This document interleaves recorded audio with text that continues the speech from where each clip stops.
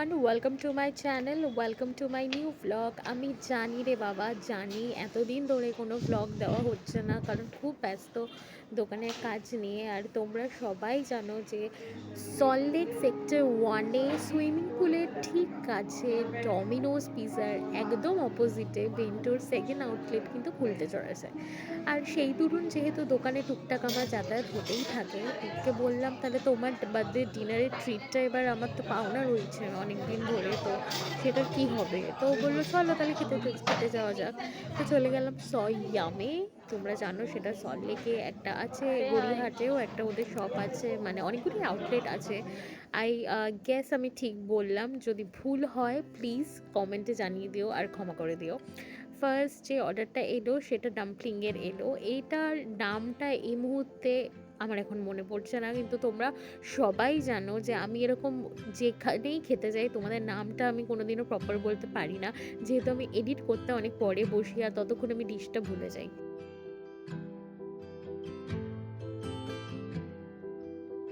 Order করেছি এটাই আছে watermelon, cucumber and mint, and this is so good. It's like proper juice. It's proper. So good. Guys, highly recommending it. If you want to come to this place, you should obviously try it. This is our Korean chicken.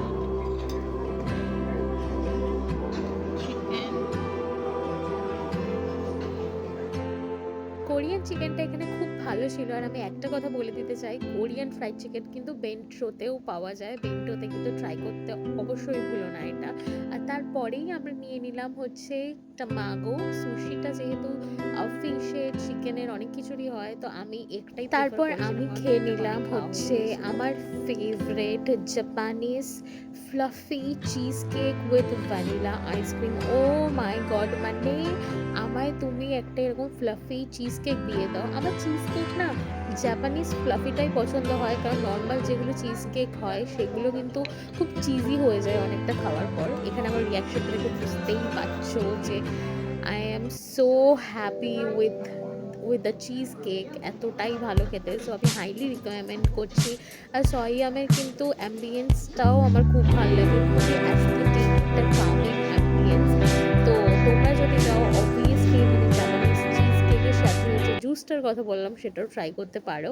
আর আমি এই cheese কেকের এই ভিডিওটা নিয়েছিলাম যাতে তোমাদের ভালোভাবে একটু দেখিয়ে দিতে পারি। তারপর নিজেকে একটু মিররে দেখে একটু ছবি টবি ভিডিও তুলে, যেহেতু অ্যাম্বিয়েন্সটা খুব ভালো, তাহলে কেন না ছবি তুলবো বলে দাও, অবশ্যই ছবি তুলবো। আর তারপর মনে হলো না এবার যা বাড়ির দিকে যাওয়া যায়, কারণ অনেকটাই রাত হয়ে গিয়েছিল। এটা ছিল সয়ামের বাইরেটা, রাতের বেলা বলে অতটা পরিষ্কার বুঝতে পারছো কিনা জানি না, কিন্তু যতটা ক্যাপচার করার চেষ্টা আমি করেছি আই থিঙ্ক কেউ করবে না। আমি অনেকক্ষণ ধরে ক্যাপচার করার চেষ্টা করছিলাম যে প্রপার ভিডিওটা আসে কিনা। তো আই গেস তোমরা আজকের ভিডিওটা দেখলে তোমাদের সবার ভালো লাগবে। আর তোমরা কিন্তু এটা জানো যে বেন্টো তার জাপানিজ ফুডের জন্য ফেমাস, তার চিজ কেকের জন্য ফেমাস, আরও অনেক আইটেমসের জন্য ফেমাস, মানে কতই আমি নাম বলতে পারবো। কিন্তু সল্টলেকে সেকেন্ড ব্রাঞ্চে কিন্তু মেনু হিউজ, আসতেই হবে। দেখা হচ্ছে পরের ব্লগে, টাটা।